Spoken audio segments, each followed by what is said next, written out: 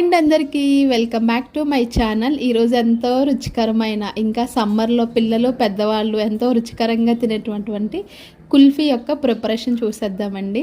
అది నేను నా స్టైల్లో ఎలా రెడీ చేశాను అనేది చూడండి. సో దానికి ముందుగా మనకు కావాల్సిన ఇంగ్రీడియంట్స్ బాదము, జీడిపప్పు, కిస్మిస్, కార్న్ఫ్లోరు, ఇంకా లాలిక్కాయలు అనమాట. అవి నేను ఏం చేశానంటే ముందుగా వేపేసుకొని పక్కన పెట్టుకున్నాను.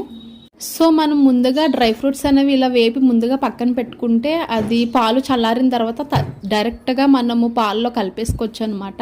దానికి మనము ఒక 2 స్పూన్స్ కార్న్ఫ్లోర్ అని చెప్పాను కదా, కార్న్ఫ్లోర్ పాలలో కలిపి పక్కన పెట్టుకుంటాం. పాలు బాగా మరిగిన తర్వాత కార్న్ఫ్లోర్ బాగా ఉండలు లేకుండా బాగా కలుపుకొని అది పాలలో మిక్స్ చేయాలన్నమాట. పాలలో ఆ టెక్స్చర్ చిక్కబడేంత వరకు కూడా పాలని కదుపుతూ ఉండాలి.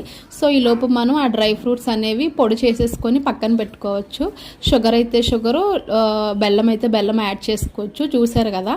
సో ఇలా కార్న్ఫ్లోర్ వేయంగానే పాలు ఇలా చిక్కబడతాయి. చిక్కబడిన పాలలో డ్రై ఫ్రూట్స్ పౌడర్ వేసేసి నేను ఇలా మిక్స్ చేస్తున్నాను. సో ఇందులోని నేను షుగరు ఇంకా షుగర్ కేన్ 2 యాడ్ చేసాను. ఇప్పుడు చూస్తున్నారు ఫైనల్గా ఇది ఇలా పెట్టిన తర్వాత చాలా మంచి షేప్తో మంచి టేస్ట్ అయితే వచ్చింది. మా వాళ్ళు ఎలా ఎంజాయ్ చేస్తున్నారో చూడండి, మీరు కూడా ఎంజాయ్ చేయండి.